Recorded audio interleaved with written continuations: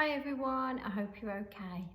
For our literacy session today, we are going to have a new story and we're going to be thinking about the theme of this story all week because lots of different people around the world and in our country, in England, in the United Kingdom, will be celebrating Chinese New Year. Now, before I read you the story of Chinese New Year, Sham has made some fantastic props for me to use and to show you during the story. So first of all, I'm going to turn you so that you can see this fantastic temple that Sham has made for us to teach you about Chinese New Year. And this, do you know who this might be? This is an emperor, and he was a very important man in China. Now, there's lots of characters in the story of the Chinese New Year, so I'm going to introduce you to them. And Sham has made all of these by hand and they are fantastic. Right, can you guess what animal this is? It's got long pointy teeth and a very long tail and small ears. That's right, it's a rat. So there's a rat in our story. Okay, stand him up there and you might be able to see him a little bit better. There's another animal in our story. Have a good look. What animal do you think this might be? Now, it's not a cow. It's another word for a cow. It's an ox. An ox. Can you say that for me? Well done. So there's an ox in our story. A rat and an ox. And our next one. It's a very, very big cat. And this cat you wouldn't have in your house and keep it as a pet because it's a wild cat. Can you tell from its colours and its stripes what animal it is? That's right, it's a tiger. So let's pop him up here as well. Then this one, you might keep this one as a pet in your house. This one has also got big front teeth. It's got a little bushy tail. Big floppy ears. Do you know what it is? That's right, it's a rabbit. So another animal. This one is fantastic. What is this one? That's right, it's a dragon. Hasn't Sham done that brilliantly? And he's got a tail all round the back. So we've got a dragon in our story. The next one, we've been thinking about these quite a lot recently in our phonics lesson when we've been doing S. That's right, it's a snake. Well done. Lots and lots of different animals in this story. Who's this one? It's got 4 legs. It's quite a big animal and you can ride this animal. It's got a lovely mane of hair down his head and his neck, and he goes, "Nay!"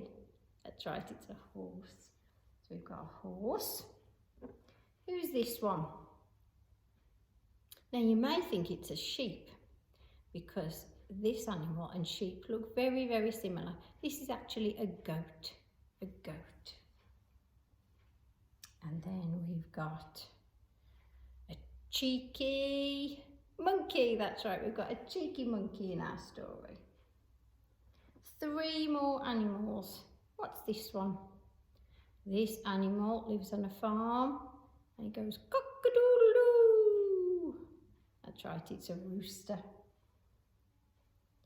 And here, you might keep this animal as a pet in your house. What's this one?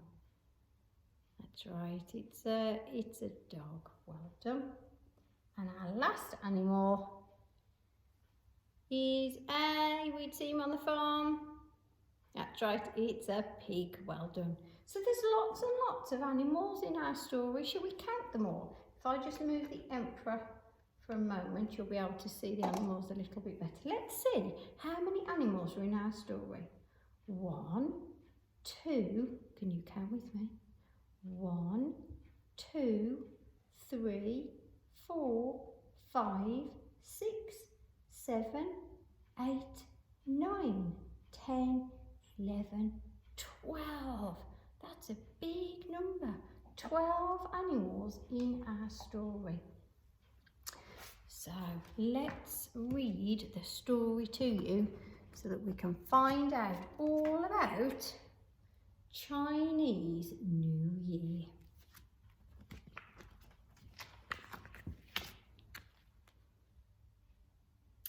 A long time ago in China, the Jade Emperor decided that there should be a way to measure time. He told the animals they were to compete in a race. The first 12 animals would be rewarded by having a year named after them. So there's the Jade Emperor in his temple, just like Sham's made for us. And he's decided that the animals need to have a race so he can measure time. On the day of the race, all the animals lined up beside the river.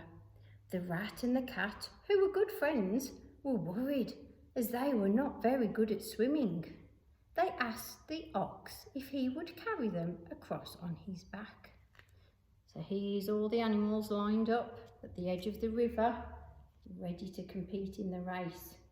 But the cat and the rat aren't very good swimmers, so they asked the ox, the one who's a little bit like a cow, he's on the cow family, if he would help them if they could go on his back across the water.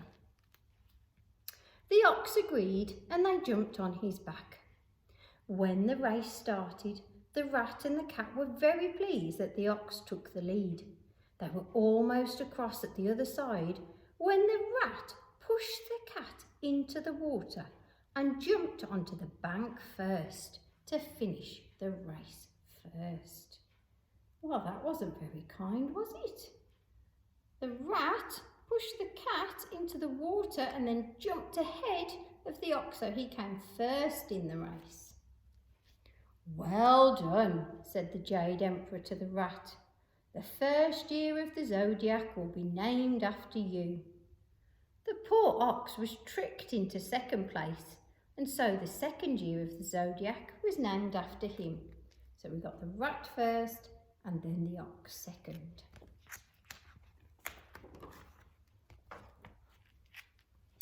Shortly after, the exhausted tiger arrived on the riverbank.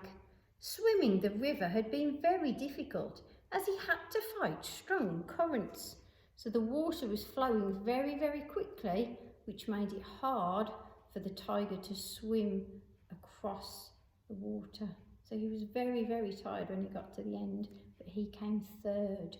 So the third year of the zodiac is the year of the tiger. Next to arrive was the rabbit, who hadn't swum across, but hopped across on stepping stones, and then onto a floating log which carried him to the riverbank. I should call the fourth year after you, said the surprised Jade Emperor. So what a clever rabbit. He didn't swim because he can't swim. He used stepping stones and then a floating log to make his way across the river. Taking fifth place was the dragon. How come you didn't win the race when you could fly across? Asked the emperor. I stopped to help some animals, the dragon explained. So the dragon was very kind and he helped some other animals. Heading towards the line was the horse. Just as he thought the horse would cross, the sly snake wriggled from around one of the horse's hooves. The horse was so surprised that he jumped backwards, giving the snake a chance to slither forwards and take sixth place. The horse made it for seventh place. So there we are, the snake was number 6 and the horse was number 7. Still got some animals to come yet though. Not long afterwards, a raft arrived carrying the monkey, the rooster and the goat. They explained how they had worked together as a team to get across. The emperor was very pleased. He said the goat would be the 8th year, the monkey the 9th year, and the rooster the 10th year. So those animals worked together as a team and built a raft to sail over the river. The next animal to arrive was the dog. "What took you so long when you're such a good swimmer?" asked the emperor. "The river was so clean that I decided to have a bath along the way," the dog explained. He was rewarded with the 11th year. So we've got one more animal now. Let's see who makes it to the end. Will it be the cat who was pushed into the water, or will it be another animal? Let's find out.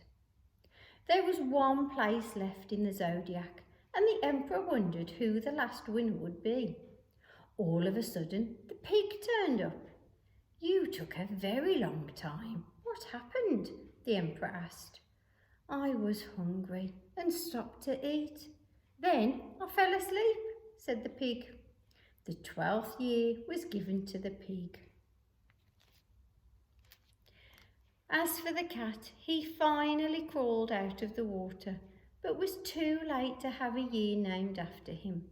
He was very angry with the rat for pushing him in, and since then, cats have never been friends with rats.